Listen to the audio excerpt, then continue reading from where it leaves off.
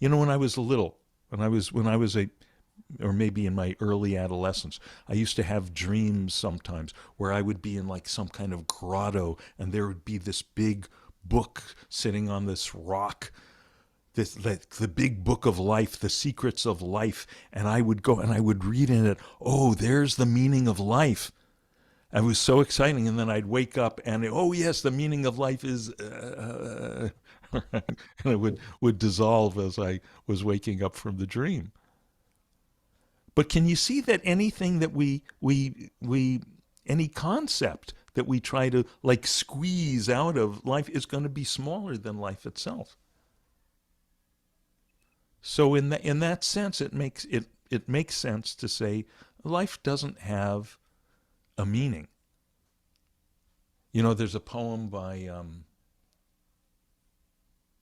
I think it's Archibald MacLeish, and the about poet. It's a poem about poetry, and the last line, famous line, is, "A poem should not mean but be." Huh. Right? And by the way, that's big news to a lot of people, because after they get out of their English class, in high school, they think, oh, a poem is this kind of like a puzzle, and you have to decode it and figure out what it means, right? They pretty much approach literature like that. Oh, well, what is this guy trying to say here? What is the meaning of this? Well, mostly literature, and especially poetry, it's not about having meaning. It's the language itself.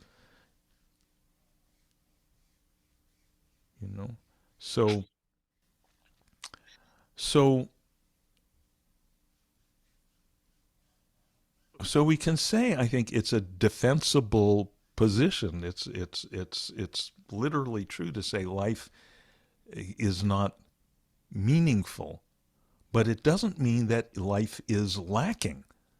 Life is rich. Life is rich with something much richer than meaning. Life is rich with isness. Life is rich with beingness. Now that doesn't mean anything. That's not going to be a good word to use. That's not going to be understandable to a lot of people unless they've done some meditative practice. Because what happens when we meditate? We settle down and kind of leave behind. We leave at the surface all the changing, the input, the sights and the sounds, and the thoughts and the feelings. They're still there, drifting back and forth, but we're not particularly paying attention to them. We're resting in awareness itself, in isness itself. And we discover that, oh, there's no effort needed to do that, because the mind is drawn there, because, ooh, that's the deliciousness that we were looking for everywhere else. That's the ananda, as it's called in Hindu philosophy. In Hindu philosophy, it's clear. Ananda is the nature of sat, which is being. Right? So there's nothing lacking. It's quite the opposite. It's full. It's juicy. It's infinitely juicy. So it doesn't have to mean anything. It's just there to be enjoyed. I think the problem comes up in, God, I'm going to use some real words now, Good. in the duality Mm-hmm. of the life we have to live, because we have, what do you call them, the meat sacks that we Mm-hmm. have to walk around in, and Right. there's our cultural, I guess, mores are participate and help your brother, and you have to make a money to pay for your goods. You can't just take what you want, whatever Mm-hmm. whatever the rules are. So, and that, if you don't participate in that at all, Mm-hmm. which becomes the sit and do nothing, just sitting, Mm-hmm. there's a I don't know, I don't know, maybe guilt, something that people are taught that you're supposed to, I don't know, go to school and learn. And as I Yeah, said yeah, you're the other supposed to, day, of course, you're supposed to go to school and learn and do, yeah. Who's saying sit and do nothing? Not me. well, but that's this experience meditation. You're not doing anything. You are experiencing your beingness, but you can't take away 85 years doing that and nothing else. So what you do with the time you're allotted is Yeah, supposed to be meaningful. And maybe meaningful is the wrong, you was the one who used the word meaning, yeah, or that it was meaningless. And that's why. right. Right. Okay, okay. So now we're thank you for bringing all this up because you're we're going to clarify a couple of things here. Um, Meditation is meditation. Action is action. There's a time for both. It's not either or. You know, there's a very few people who are not wired somehow for life in the world and who are just really wired for just a life of just pure meditation. They're very and a lot of people or some people anyway when they first discover the enlightenment path, it's a natural question to ask. Oh, should I just do this all the time? You know, if everything else is finite and this the kingdom of heaven and within me, nirvana is infinite, why not just sit and do that full time? And for a very few people, that turns out to be the appropriate thing, and our culture in our culture, it's hard for them to find, the kind of the niche in the cultural ecology to do it in traditional cultures in places like India and Tibet that was built into the culture that there's some people would do that. They go to the ashram, right? But even in the ashram, somebody's got to wash the dishes, somebody's got to plant the garden, somebody's got to weed the garden, and that's the monks. They're not just sitting there being all the time, but they're withdrawn from. They don't have career, they don't have marriage, and all of that. Right. So the rules of meditation apply to the time of meditation. The rules of action apply to the time of action.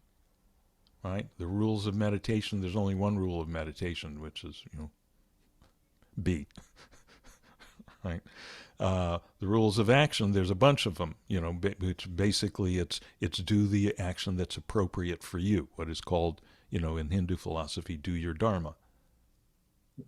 Don't try to do somebody else's dharma because that's not going to work for you. You have to do your dharma, the thing that you're wired for, and the thing that often it has to do with family, so there's a certain amount of momentum that may have to do with family and where you find yourself in the society and what era it's in and so forth. For me, it was very clear. My dharma was always going to be teaching and writing. Um, uh, you know, um, and you do so. The rules of the time of action, the other 23 hours of the day, are do your dharma, do it impeccably. Right. So the time of meditation is the time where you melt out of the movie. Oh, this is all just a movie. Let it go. Just all this. I thought I was a character. I thought I was Peggy or I thought I was Dean. But look at this. I'm just I'm just beingness. I'm not a character in the movie. I'm the beautifully, lusciously empty screen on which the movie displays. Right. And that is the most wonderful thing that can happen because it means I'm not constricted in being this one character who goes through, great. It's great when when Bruce Willis or whoever you're Julia Roberts or whoever your character is, they're doing well. Their love affair is going well, or they're vanquishing the bad guys. But then it sucks when the bad things are happening to them. And in this movie of life always ends the same way. And then she died. So it's a wonderful discovery, which we discover through meditation. We're talking about it now intellectually, but in meditation we discover it experientially. I'm not a character in the movie. I'm the screen. I'm the awareness within which the movie takes place, and the movie spools out in time and space. The screen is beyond time and space. And that's why you'll hear from all the great philosophers and all the religions this stuff about immortality, right? And people think, oh, immortality means living for years and years and years and years and years and years. No, no, no, no, no. That's just more time. Immortality is discovering that is outside of time. Discovering that here on this level of just beingness, where I'm not a character in the life movie, I can never die because I was never born. Only movie characters are born, and then they someday have to die. So this is the great discovery, the meditation. But you do that for 20, 30 minutes or something a day, and you're done with it. Then you're charged up. You've gotten, you've been marinating in that juicy juice of pure infinite beingness. Then what do? You go out for the other 23 hours and do stuff. And you're doing That has meaning. I would say that has value.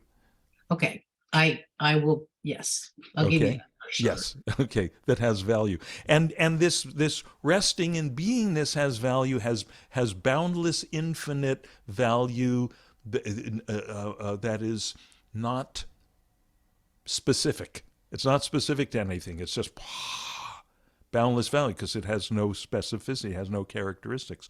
Now, we come back into the world of specific values, the world of action, right? We're interacting with the people we have to interact with, and we start to discover, oh, my interactions have more of a quality of clarity to them than they had before.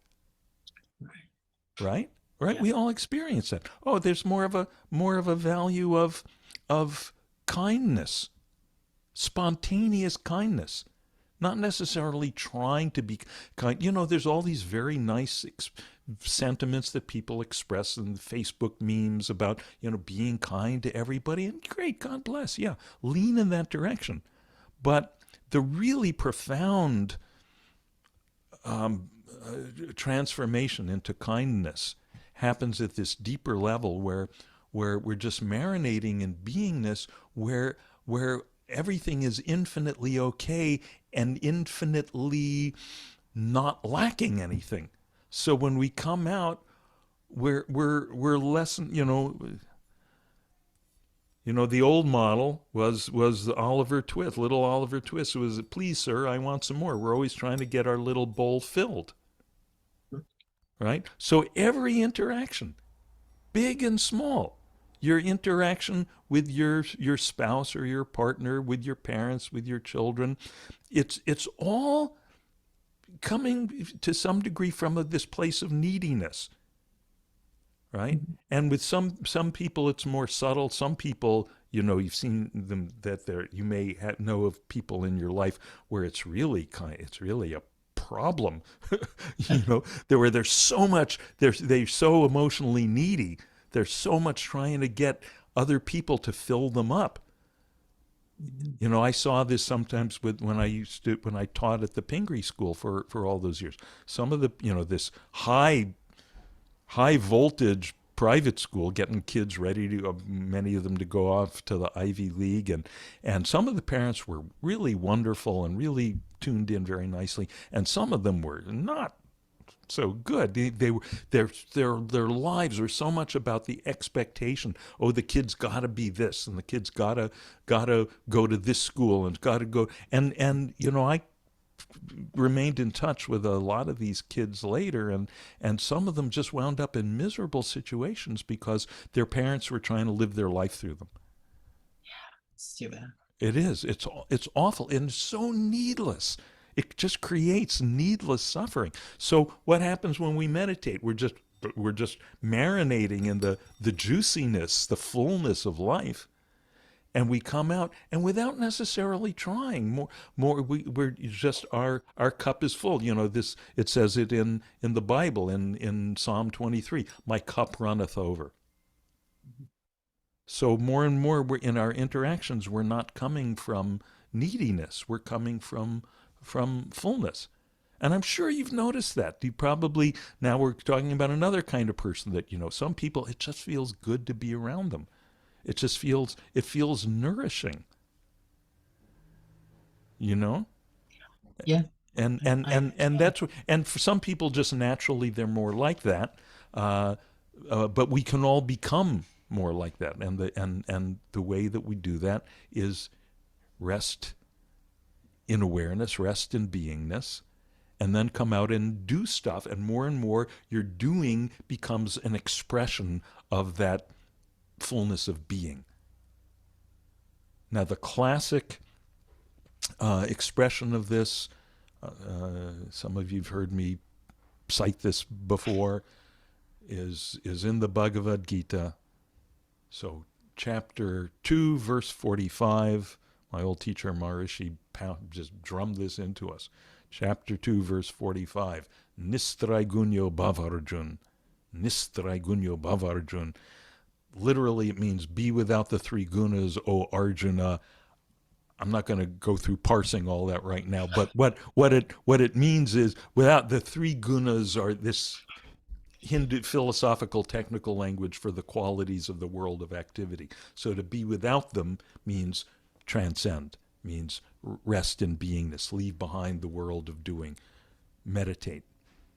The short version, meditate. Chapter 2, verse 45 says meditate. And then 3 verses later, chapter 2, verse 48 says yogasta kuru karmani. Yogasta. Yoga, union, right? Union with your true nature, union with the beingness. Yoga sta, just like in English, established in yoga, right? So when we first start to meditate, we contact the yoga, we contact the state of union with beingness, and some of it comes out with us, and some not so much. But then the more we practice, the more we become yoga sta, established in that union with our true nature. So yoga sta kuru karmani. Oh, karma, karma. Karma means action. And kuru, which is a different grammatical form of the same word, kuru karmani, means act your actions. Do what you got to do. Yeah, Right? You hear that? Can, yeah. can you get the beauty of that? That right there, yoga sta kuru karmani, is the complete answer to your question. Established in being, fling yourself into doing, right? And we can afford to fling, the whole question that you brought up about, why not just sit back and do nothing if being is so fulfilling? And it's because we become established in being. So that complete fulfillment more and more is there, and so we're safe to come out and do all this stuff. It's not going to wash away. It's not going to get overshadowed. Just acting becomes the same as meditating. Mhm. And that's the integration. That's why Maharishi used to say, the program is not meditation. The program is alternation of meditation and action. He used to say to us, I'm training all you guys to be meditation teachers, but because we're living in a world at the moment where people are just engaged in activity. If people were just sitting around meditating all the time, I would be training you to be teachers of activity, going around teaching everyone, no, you got to open your eyes, come out and do stuff. Because the program is integration of meditation and activity. This makes a ton of sense. Yes, it does. Yes, it Yeah, does. This has it been does. making a ton of sense for people for thousands of years. And there's something to me that's so beautiful, so inspiring to like when we get that, when that little light bulb goes on for us, like it just went on for you, to know, oh, for thousands of years, people have been getting that, hearing these same words, getting that same light bulb, and it's been lighting their way. There's something so lovely about that.